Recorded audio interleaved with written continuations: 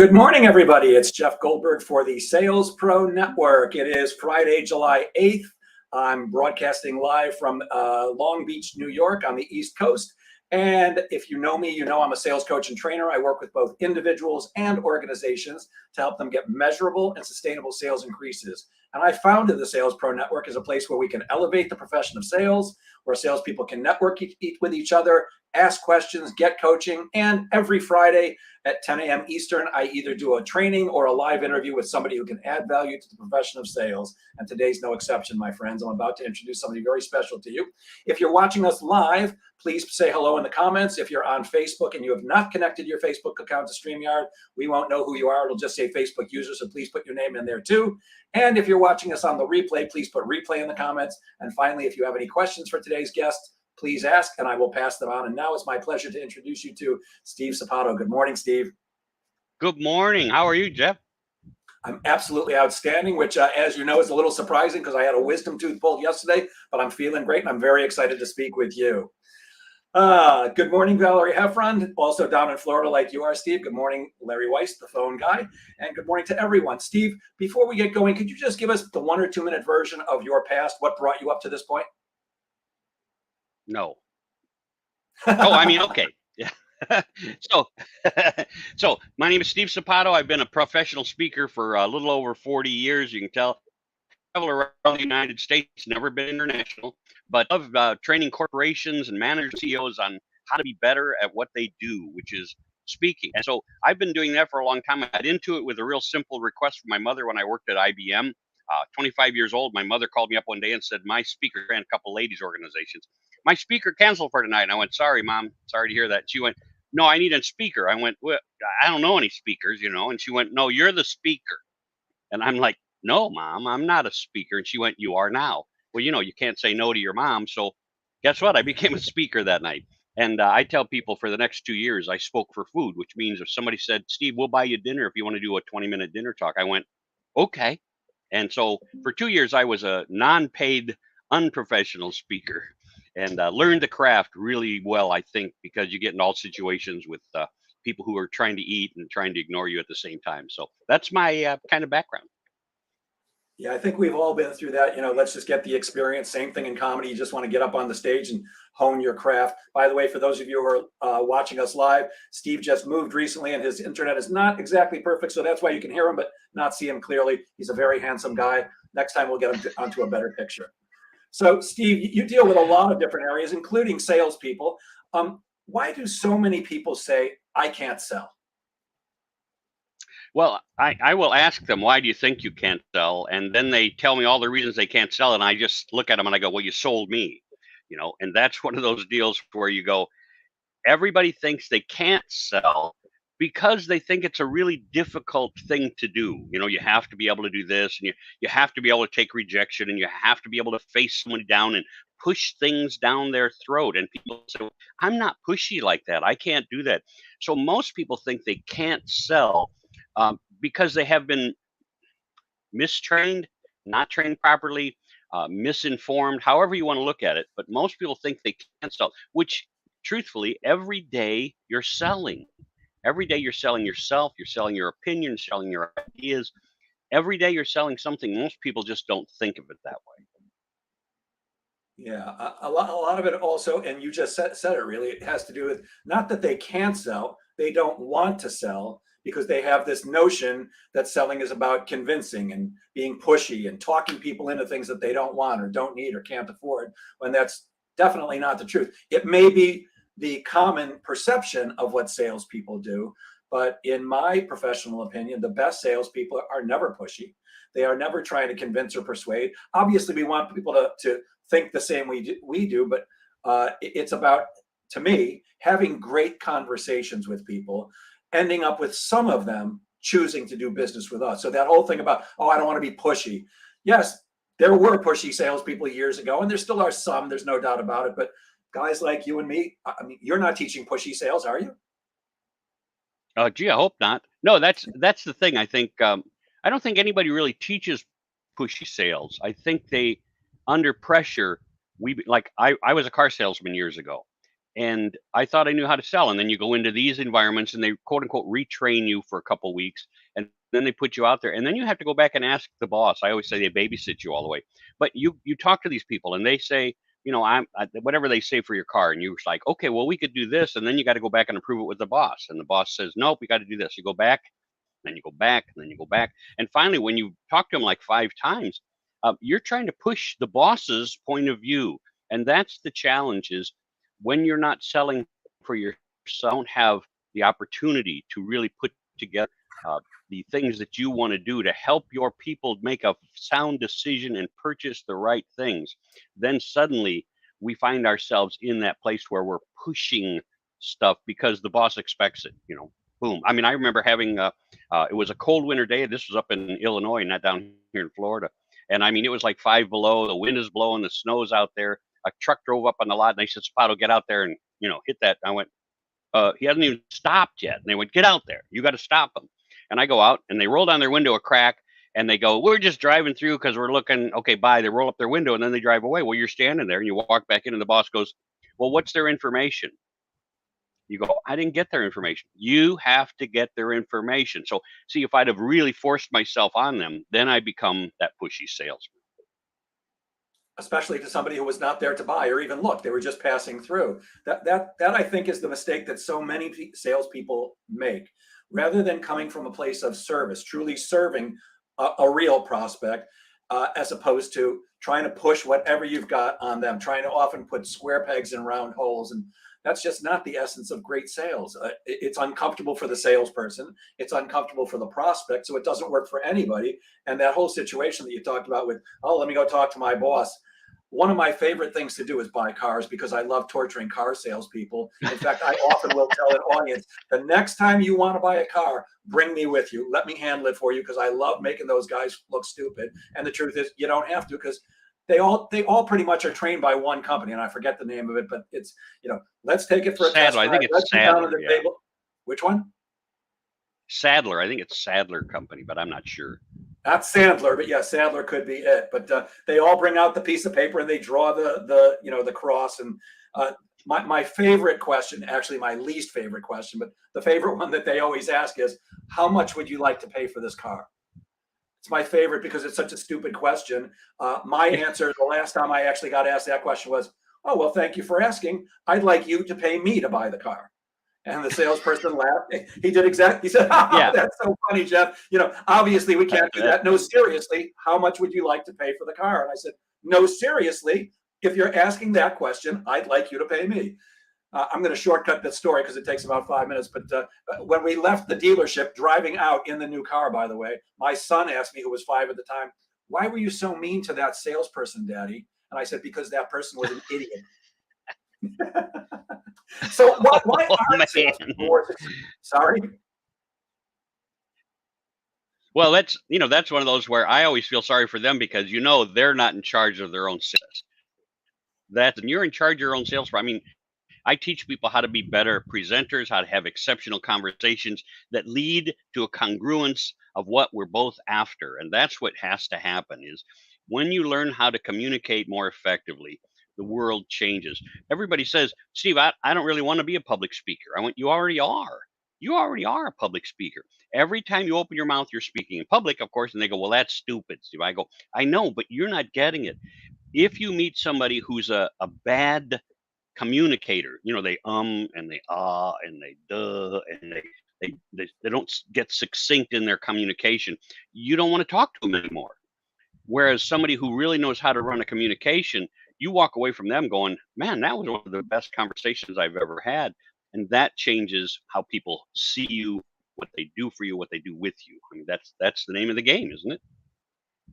Yeah. So why aren't more salespeople more successful? I think the primary reason is because they don't go for the training. We're not more successful than anything we do because we don't go for additional training. Now, I'm not saying you have to take those 20, 30, $40,000 courses that people offer, but take $1,000 course, take a $5,000 course, take a $500 course. One of the things that more salespeople need is to learn how to be better communicators. That's so vital. We don't think about it that way. We think, well, I got to learn how to sell. And somebody, I was just reading something because I devour content on the internet.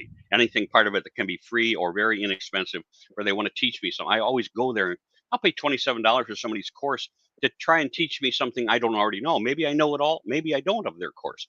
But every nugget you can take away.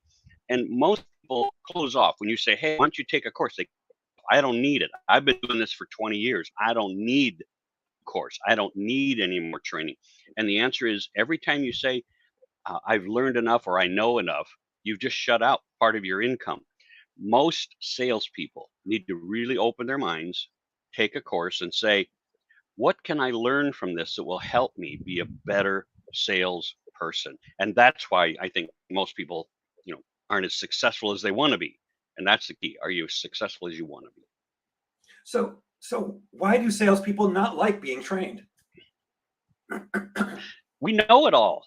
We know it. I mean, I run across people every day. I know this. When people call me up, I've had people call me up and say, Steve, I need to know how to make $100,000 as a speaker. And I go, okay, well, let's go back to the beginning. And they go, no, I already know how to speak. I already know it. I go, okay, and then because we all know what we think we know. Do we know it well enough to succeed at it? Do we know it well enough to excel at it?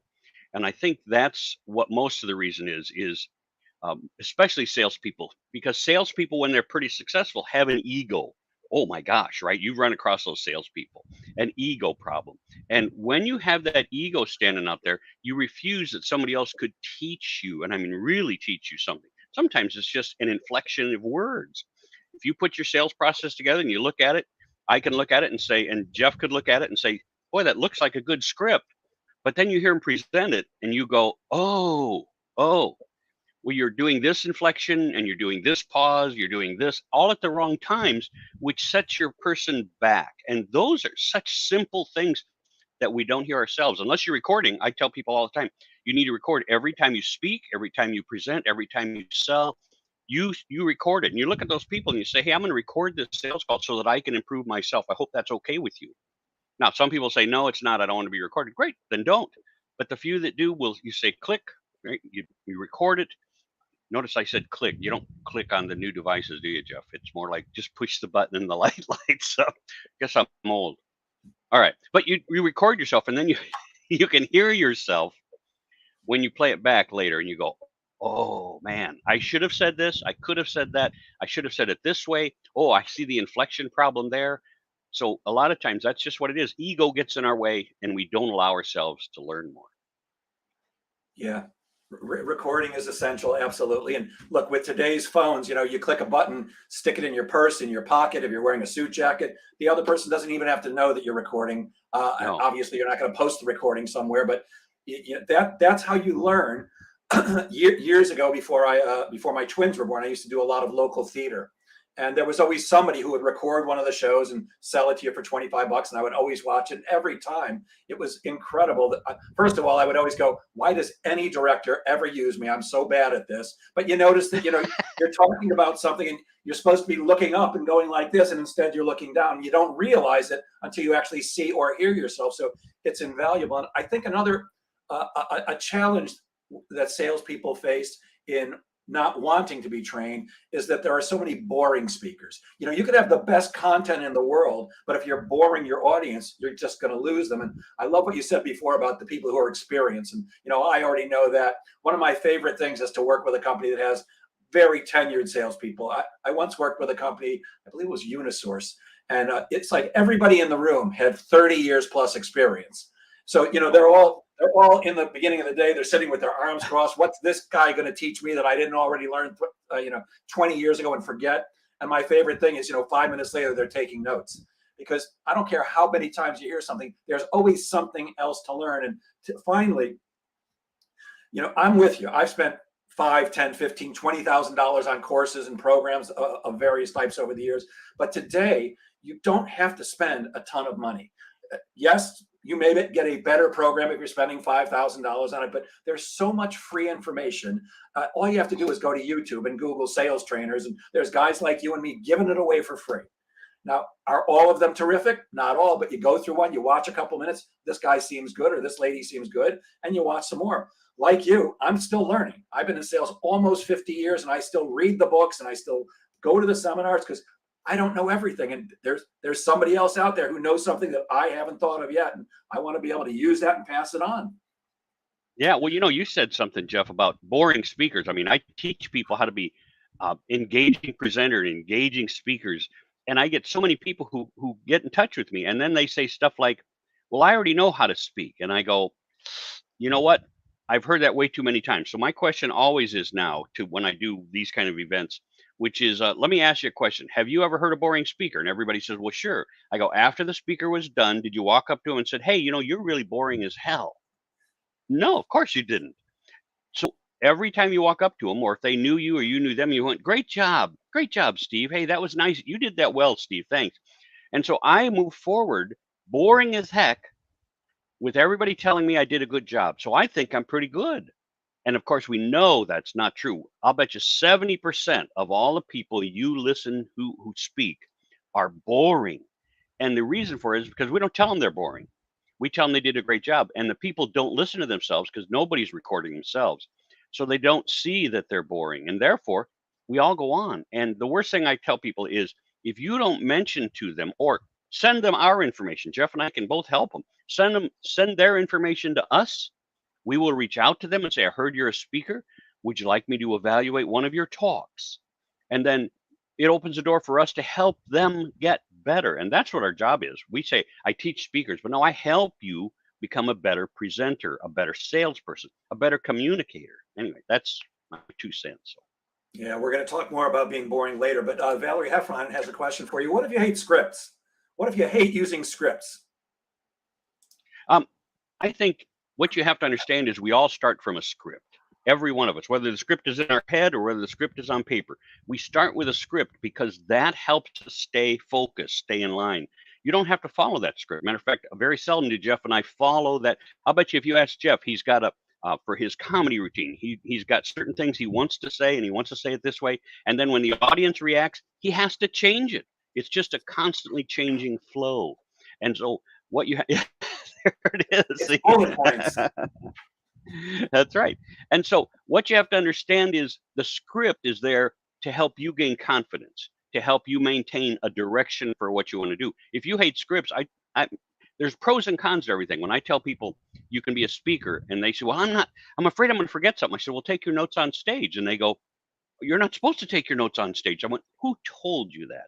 What you're not supposed to do is read your notes on stage. So if you're comfortable and you say, "Okay, I know I did this page," and throw it away, you can tell your audience, "Hey, I brought my notes with me, just so you know, so that I give you the information I'm supposed to give you."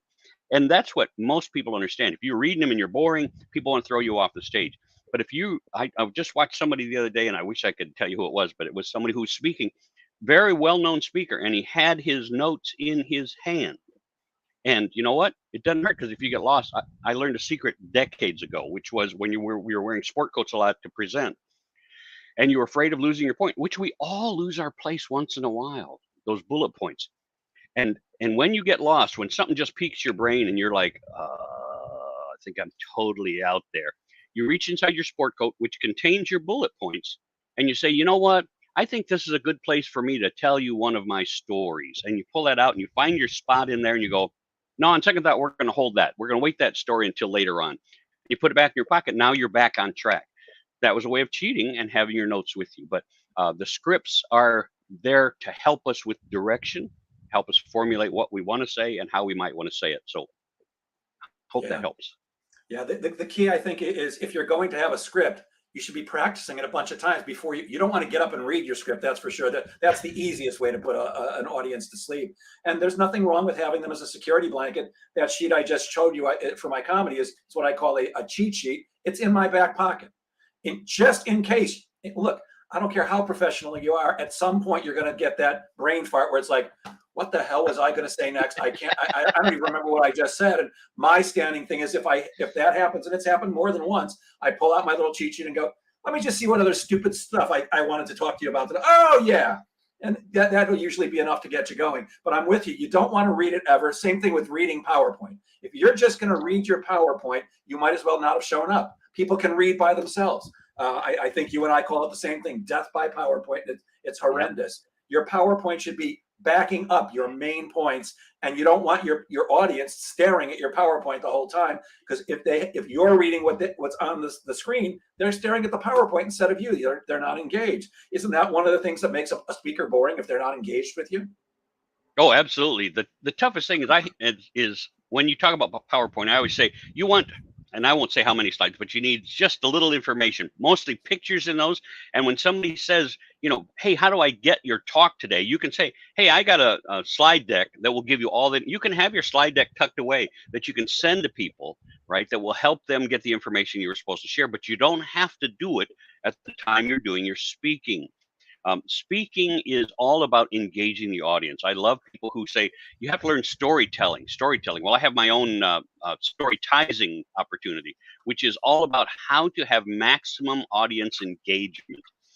You can tell your own story, and if you tell it about you, I'm bored to death in probably 2 or 3 minutes. I'm out, right? I'm going someplace else because I don't need to hear your story. Have you ever been on these webinars where the people tell their story for the first 25 minutes? And you're like, oh, will you just get to what you said you would teach me? And so if they're engaging me, I always use this example. When you were a kid and you were out on the street, how did you know when it was time to go home at night? And almost everybody says, oh, the street lights came on. Yeah, cool. You see, I could tell you, hey, I knew it was time to go home when the streetlights came on and blah, blah, blah, blah, blah. But if I engage you by saying, how did you know when it was time? See, the questions and how you ask them and all that good stuff that Jeff and I can share with you is what helps you engage the audience. And audience engagement is vital for your success. Absolutely vital.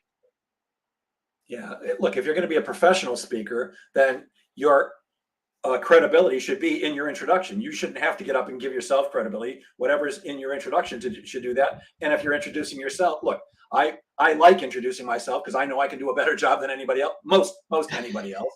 But you don't have to have 10 minutes. I've been selling for almost 50 years. I've worked with these 5 major companies. Boom. That's all people need to know, because really your credibility comes from giving them great information that's going to help them do whatever they're trying to do. The most generous speaker who truly gives gifts to their audience of knowledge and useful tips, that's who's not boring. I used to have a partner for a while, and before either of us would go up on the stage, we always would look at each other and go, don't be boring, because nobody likes a boring speaker. Yeah, that's right. Nobody. Yeah, and I don't care. The funny thing is, people think you can go to parties and be boring. People think they go to parties and tell their story, and the answer is no, you can't. You have met those people who go to the parties and start telling their stories, and you're like, oh my gosh. So I teach people in my communications course how to enter a conversation and how to leave a conversation, because sometimes when you're stuck with a boring person who just wants to talk about themselves, you have to extricate yourself. And that's true anytime you're listening. I tell people all the time, you should be able to interrupt the speaker to clarify a point or ask a question. If you've got a speaker up there who says, hold all questions to the end, they're probably going to be boring. Yeah, same thing happens at a networking event. My favorite thing when somebody's just going on and on about themselves is, hey, you know what? I don't want to monopolize your time. I'm sure you want to meet a lot of people. It's been a pleasure. Or I'll go, excuse me, I've got to use the men's room. I'll see you later on. Because first of all, I have no patience for that stuff. Let's both share about who we are and how we help people and see if we can help each other. But I don't want to hear 20 minutes about you, and you don't want to hear 20 minutes about me either. Yeah, that's networking is one of our hot points, because we know how boring people can be and how they only talk about themselves, and nobody wants to hear about you. Sorry, they don't want to know your business. They don't want to know you. They want to know what you can do to help them or their business. And that's what's funny about this. So like I say, when you talk about extricating yourself, I simply look at them and I go, hey, you know what? I see Bob over there. I hate to interrupt, but I've been waiting to talk to Bob for a long time. Bye. That's it. I'm gone, right? Because that person didn't even realize they were boring us to death. Yeah. Oblivious speakers. Yeah, that's what it's all about. Yeah. One of my favorite quotes is Dale Carnegie saying, it's better to be interested than interesting. Oh, yeah. That's great, isn't it? Yeah. Yep. If you can, matter of fact, listening is one of the, Jeff and I will tell you all the time, when Jeff's on stage, whether he's speaking or whether he's doing comedy, he's listening to the audience, and you listen through all of your senses. You listen by your hearing, of course, and you listen through your eyes, right? And you listen through your emotions, you get a feeling back from the audience for whether you're doing well or not doing well. And that's the important part of what you have to start learning when you're in sales is what is the person on the opposite side of the table feeling or thinking? Some salespeople don't even see the eyes glaze over as the people go on. I'm really done listening to you, and that, of course, means no sale. Yeah.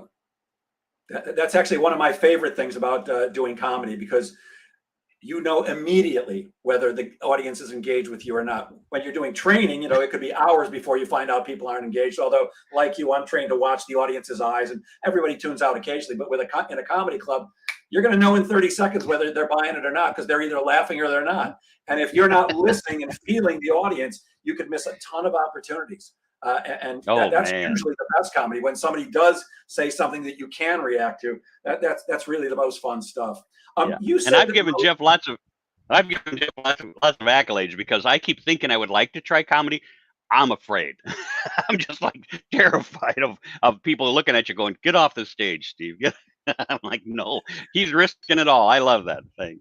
I will say this: to me, it's the scariest thing I've ever done, and I've jumped out of an airplane from 2.5 miles up. Stand-up comedy is terrifying, because every single time you don't know what's going to happen. You could use the same exact jokes one night, the next night they're not going over, and it really has to do with, you know, how you're being with the audience, how they're being with you, and it's terrifying. Fortunately, I haven't had too many situations where I'm completely bombed yet, but I'm still new to this. It's only a year, and you know, every experienced comedian has lots of stories about nobody was laughing. They couldn't wait for me to get off the stage. But yes, it's scary stuff, Steve. You say that most people talk themselves out of their own success. Why would someone do that, and how can we prevent that?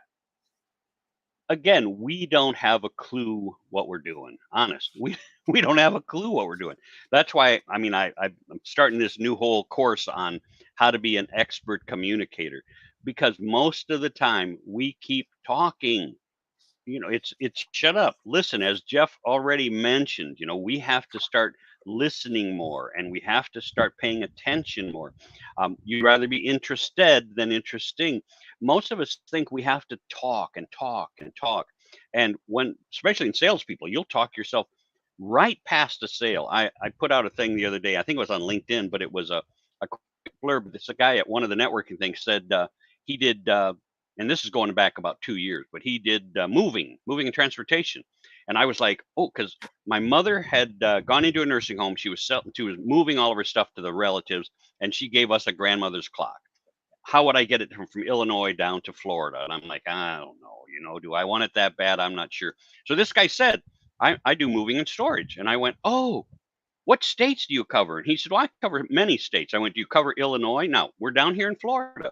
And he said, I cover Illinois, Iowa, Indiana. And then he ran down like 8 more states that get down here to Florida. And I went, oh, that's so cool. I said, and you know, what's your timeline? And he said, oh, we can get there, we can get this. And then of course, by that time, his time ran out and we went on to somebody else.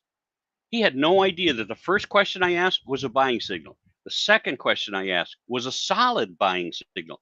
He never ever said to me, why are you asking about Illinois?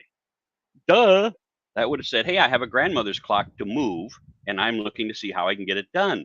He never asked the question. And that's why so many people talk themselves out of success. You talk yourself out of the past the buying signal. You talk yourself past the client's knowledge. Even in everyday conversation, we talk ourselves right out of actual communication because we don't pause. I love watching the Bachelorette and the Bachelor TV show. My wife got me to watching those with her. But you watch these 25 to 35-year-old supposed, I mean, their stuff, their credentials are that they are salespeople, they're excellent, they're financial advisors, they're all this stuff. And every word out of their mouth is like, you know, like I really like, and when I like do this, things like I really like, they have no idea that they should be pausing. Just take a pause, talk, pause, wait for somebody to ask you a question, wait for somebody to interrupt. That's what actual communication does, is creates the communication between two people or more. That Yeah, helped, Jeff? I hope it helps. one of the challenges for salespeople, I think, is that we think that we get paid to speak. You and I get paid to speak as professional speakers, but when we're selling, we don't get paid to speak. We get paid to ask great questions and listen. And that I find to be a lost art for so many salespeople. They don't listen well.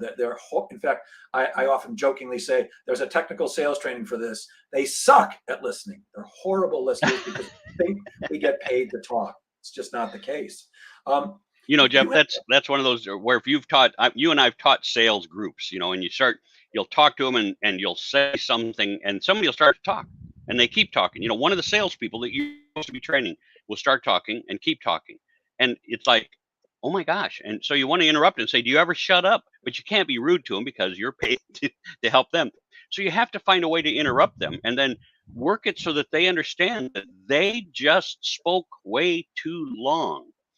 And the reason for that is because, again, they don't know how to learning. They don't know how to ask questions, and they are trying to ask a question so it makes them look important. And that's what so many people want to do. I want to ask you a question that I know the answer to that shows you how smart I am, right? So that I impress the people around me. And instead, you should be going. You know, I've had people in some of my things. I co-taught with somebody, and I asked the students. I said, you know, what about this?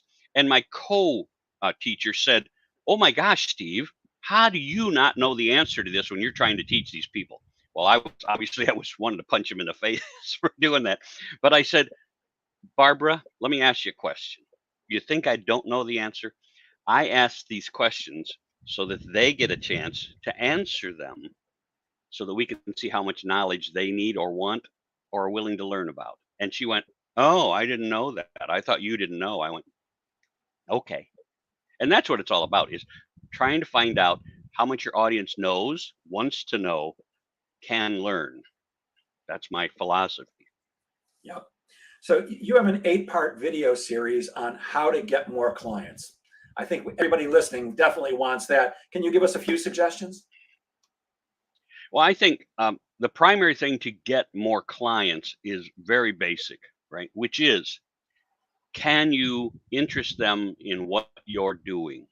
So let's give you an example. A title. If you're putting out videos or video, newsletter, whatever you're putting out, email.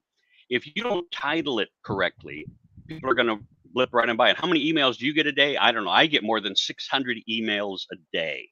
Okay, so if the title didn't just grab me, or if it's not by somebody I actually know, boom, it's gone, gone, gone, gone, gone. So the titling of something has to grab my attention. It has to be something. They call it the hook. You know that. Everybody calls it the hook. And if you don't hook that person right away, and certainly give them your knowledge in the beginning, you lose out. So in getting more clients, there's lots of things. Networking. If you're a networking person and you want more clients, stop telling us about you and your company. Stop it. I got a little networking course that you can have, right? Just write to me, steve@csapato.com, and say, "Steve, I want your networking course." Great, I'll send it to you. I think normally I charge $50 for it, but I'll send it to you because it really says, just like Jeff and I've shared here, stop talking about you, start asking about them. If I can ask the right questions, if I'm, I worked with one insurance guy, and all the insurance people said, "I sell insurance, blah, blah, blah, blah. I sell for such and such, blah, blah, blah. I represent," right? And his hook, we decided his hook would be, "I buy life insurance for people." And of course, everybody's like, see, they leaned in. They went, "What does that mean?" And he said, "Hey, I'd love to share that with you. Let's have a conversation after this." Isn't that why you go to networking? To have conversations, to make appointments afterwards. If you're not setting enough appointments, you're not selling enough stuff. It's real simple as that. So at networking events, when everybody spews what they do, how they do it, what their company does, you've lost us. We're bored. We're thinking of our own stuff that we're going to say next or that somebody else is saying. Always ask the people, right, how you might service them. So in another example, I had somebody one time who said, "Do you have to have flood insurance on your house?" And they said, "Only if you're in a flood zone." And so 3/4 of the people tuned out. And so they said, "How many people here have to have flood insurance?" And 10 hands in that group went up. And they said, "Did you know?" And then they asked this question about flood insurance that nobody knew the answer to, because when we buy flood insurance, we just go, "I want flood insurance," sign the contract, we got it. And so that person said, if do you know that this about your flood insurance?" And all those 10 are like, wait a minute, how do I know if I have that? Hey, how do I know that?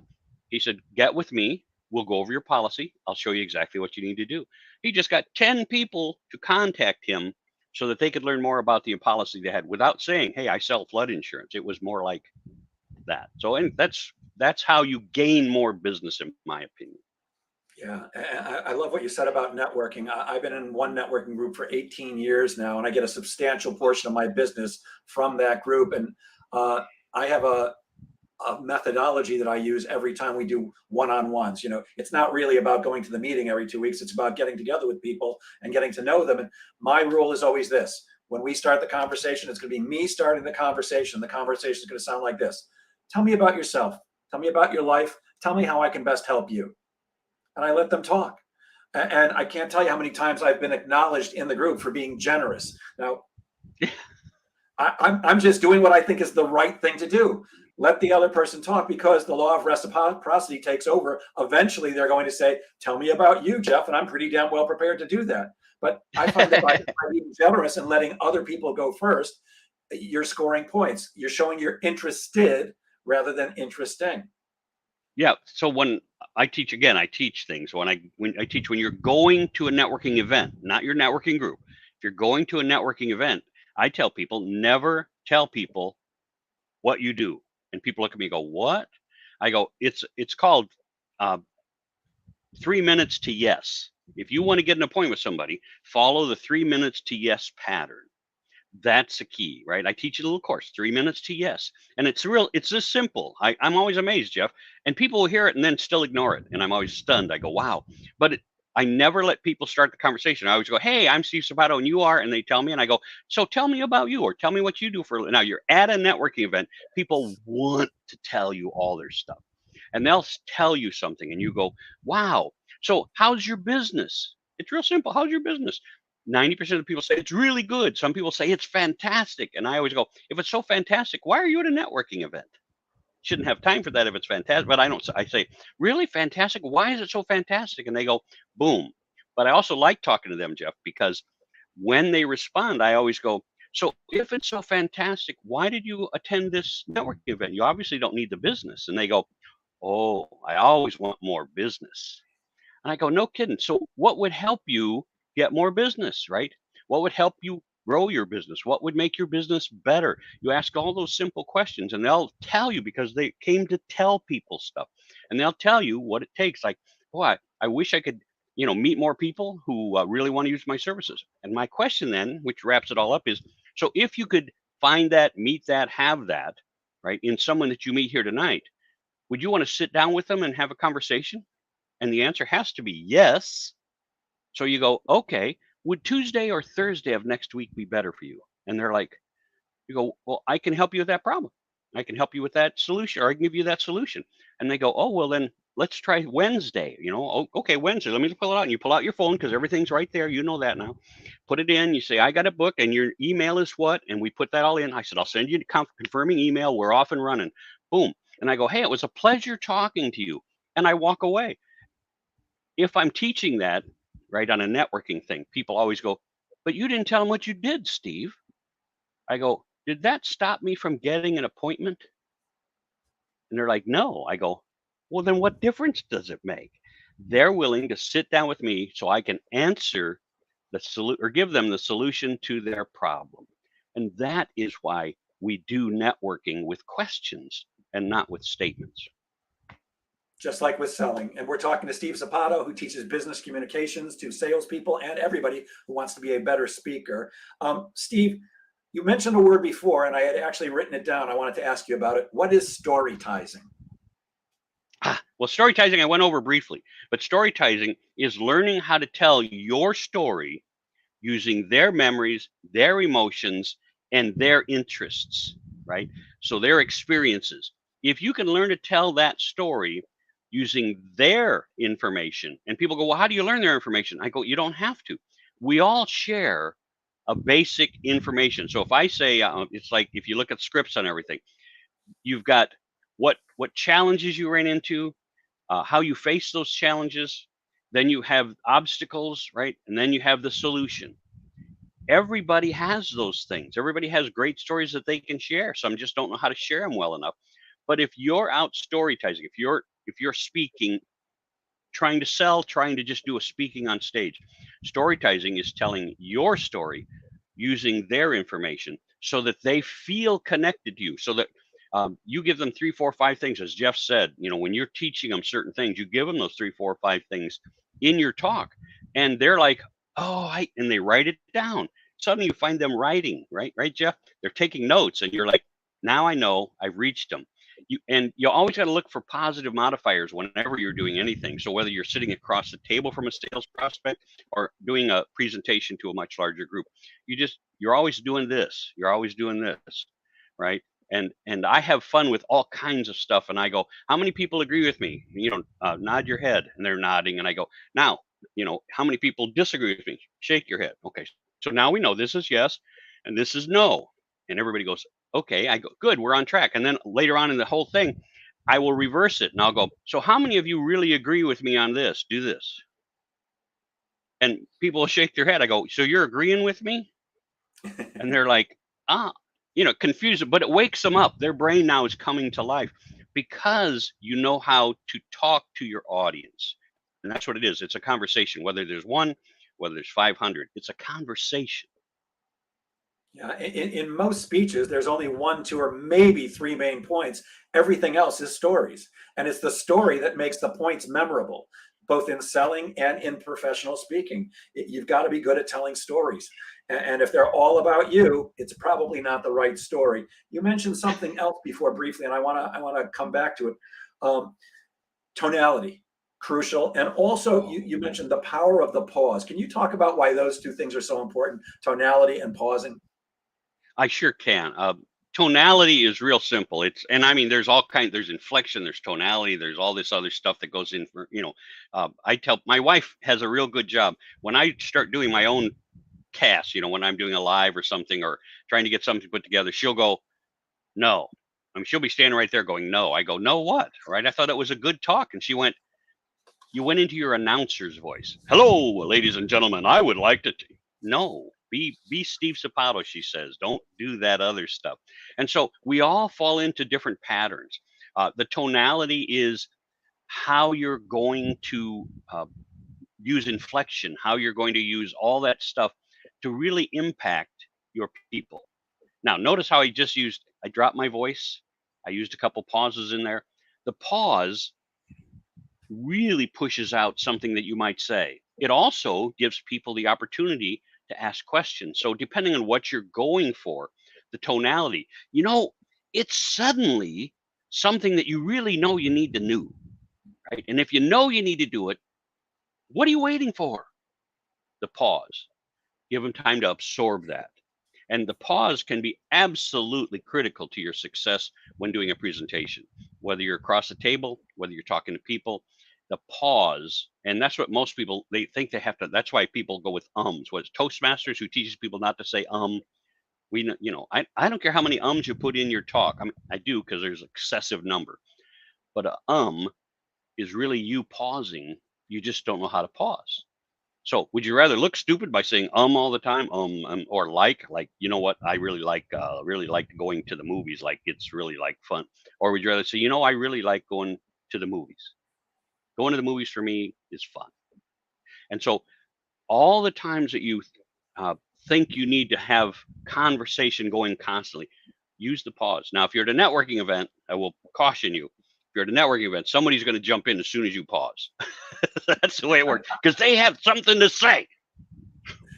One of the best speakers I ever saw, I was at the National Speakers Association convention, the annual convention in San Diego. This was years ago, and they only put the best of the best on the main stage. And I sat there watching a gentleman named Simon Bailey, and Simon spoke like this, really very, very deliberately, with lots of pauses. And I was fascinated, because I could not wait for the next word to come out. I could not look away. And I waited for 20 minutes online to shake this guy's hand afterwards. Oh, wow. And I said, Simon, I got to ask you a question, man.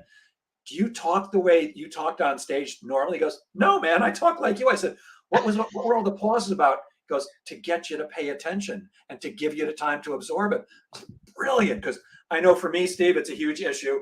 I'm flying. I've heard myself recorded a million times, and every time it's like, Jeff, you talk too fast. You got to slow down. I get excited. I want to give great value and cram as much information as possible. But really, I'd probably be a much more effective speaker if I slowed myself down somewhere in between Simon and normal Jeff, because people do need time to absorb and think about the things you're saying, to analyze them before you can move on to the next point. But this guy, really, I could not listen. It was I could not listen. It was incredible. Huge. That's really, and it's something that if you said, hey, I talk that way, people go, no, you see, I'll bet you 99% of the speaking coaches out there, if you started, they would go, no, don't do that. And yet this guy was one of the number ones. Amazing. It was truly Simon T. Bailey. Brilliant. What can we learn, right? Well, his whole thing is all about, you are brilliant. You're already brilliant. And, share your brilliance with the world. He's really a very cool guy. I often go on people's LinkedIn posts, and I saw something you posted that I was fascinated by. How do you win an argument without losing the person you defeated? Winning an argument without losing that person is almost always about making sure you give them credibility and making sure you ask them so that they actually decide to lose the argument. That's really critical to what most people don't think about. When I had a friend way back when she was anti-abortion. Okay, she was anti-abortion, and every time she met somebody who was pro-abortion, she got in their face. I mean, just oh, abortion, oh this, oh that.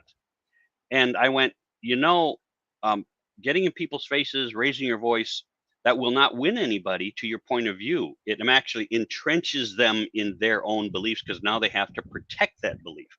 So if instead you just started asking them questions, hey, can I ask you a question about that? And then you ask them questions. Now, maybe they're never going to change their mind at all, Jeff. Maybe that's what they're not going to do.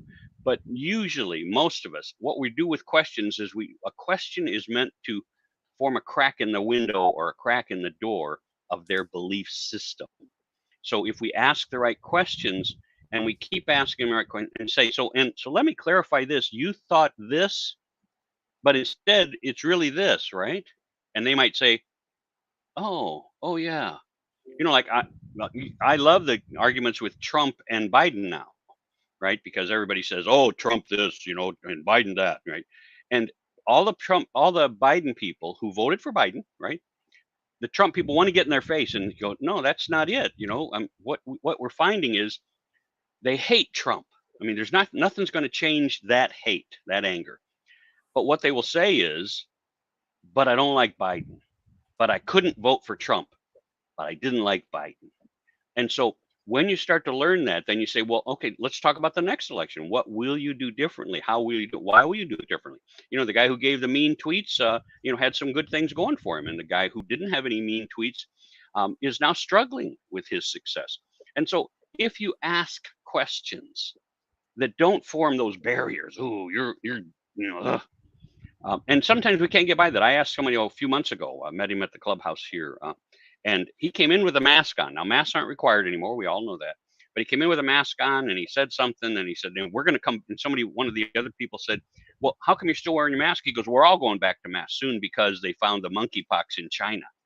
And, I was like, yeah, well, we all know. And he said, so we're all going to test positive. And I went, can I ask you a question? He goes, sure. I said, what does a positive test even mean?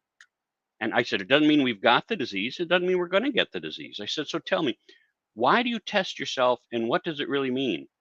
And without saying another word, he looked at me and went, oh, you're one of them. I'm not talking to you. And he turned around and walked away.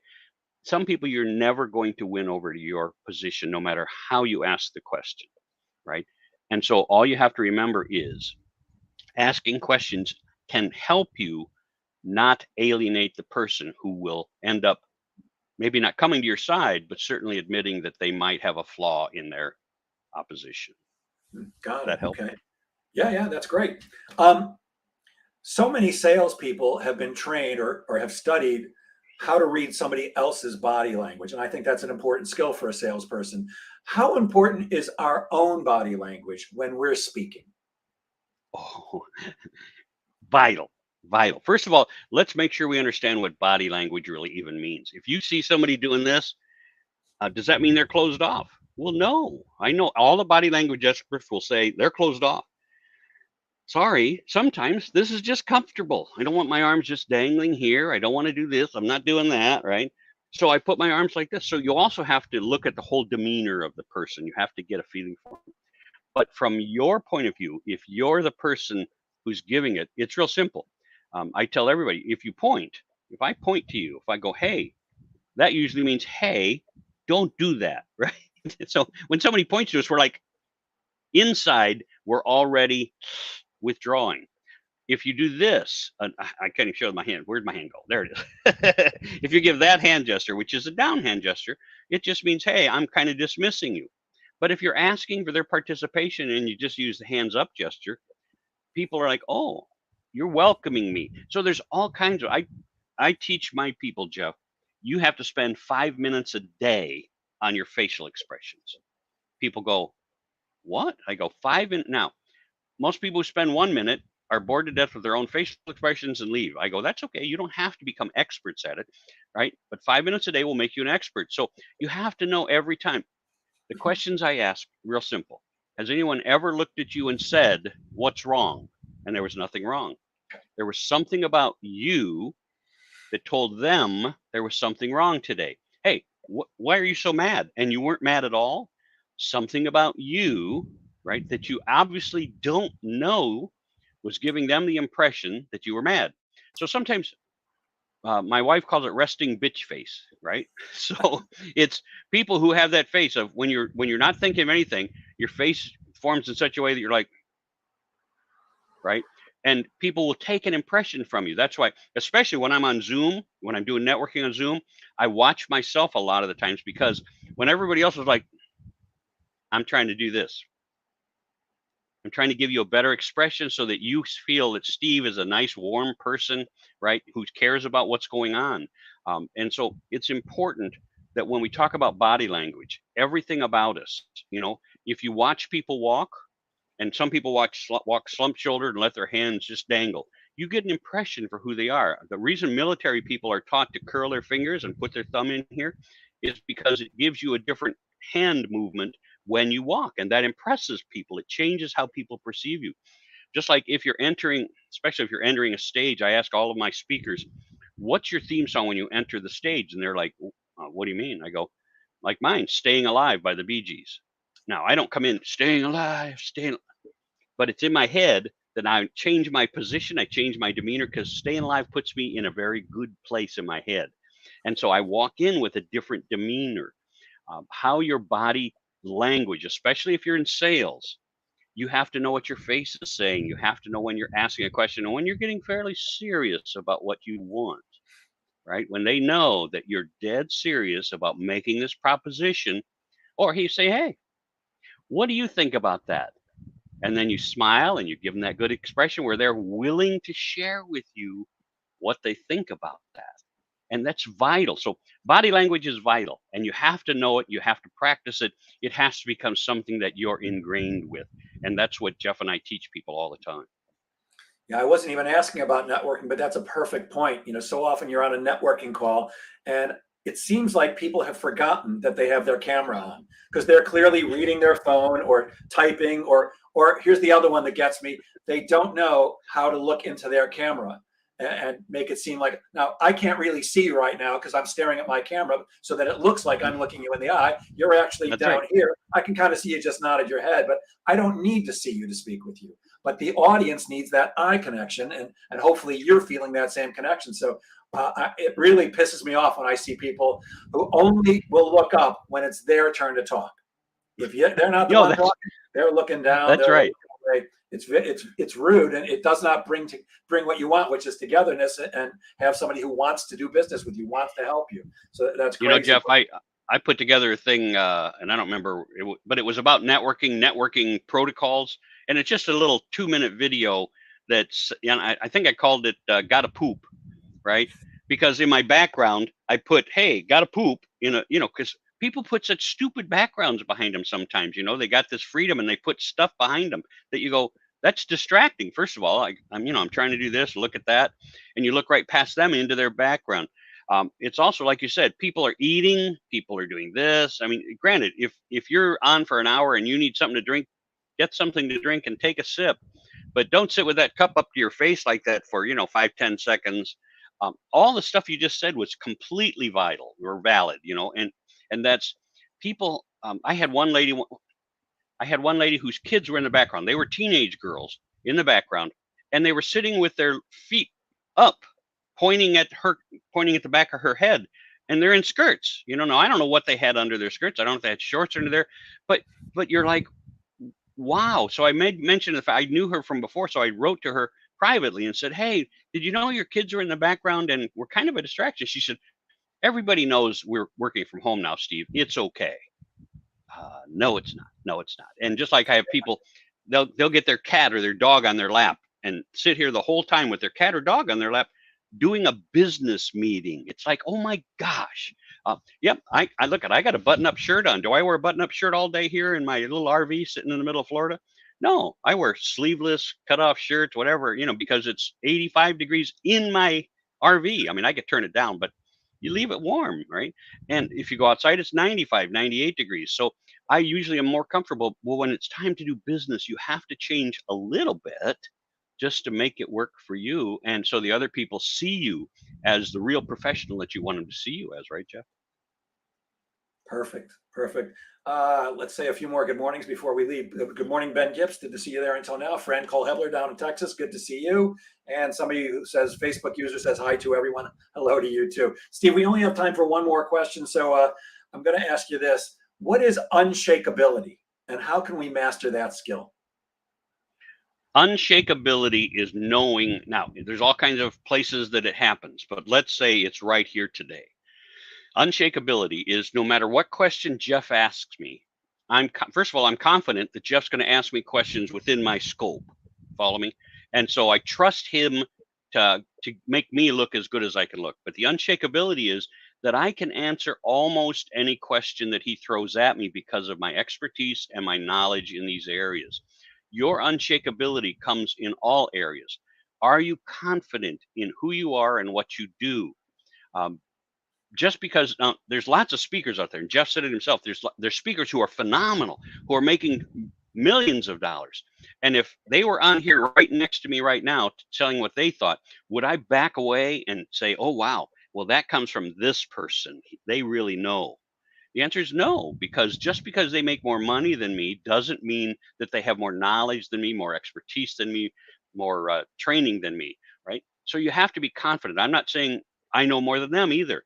Unshakability is your confidence in yourself, in your ability to be successful, and more importantly, to help other people be more successful. That's what Jeff does. That's what I do. I hope that's what everybody in your life is doing, is helping you be more successful than you were yesterday. That's what unshakability is. When you have that trust, when you have that energy, to me, that's what unshakability is. Fantastic. Steve, I'm sharing my screen now. Could you tell people how can they reach you if they are interested in working with you or have any questions? Yeah, just reach out to, I'm at stevesapatoseminars.com. You can go to my website, or you can go to Steve at stevesapato.com. That's SAPATO, Sapato. Steve Sapato, Steve at stevesapato.com, or just give me a call, 813-906-9197. And that number again is 803. No, it isn't. What is my number? 803. I forget my number. You'll read it on the screen. 917. Anyway, go for that. Hang on. I'm going to share it again because I took it away. Your number is 813-906-9197. There you go. See, and that's the perfect example of I made a mistake. I forgot my number. I forgot my own phone number. And you know what? It doesn't make any difference. You have fun with it. You let it go. Let it slide off your back, and people go, well, that was pretty stupid, Steve. You go, yeah, it was. There's no harm in feeling stupid sometimes. Thank goodness, because I feel that way almost all the time, so that works well.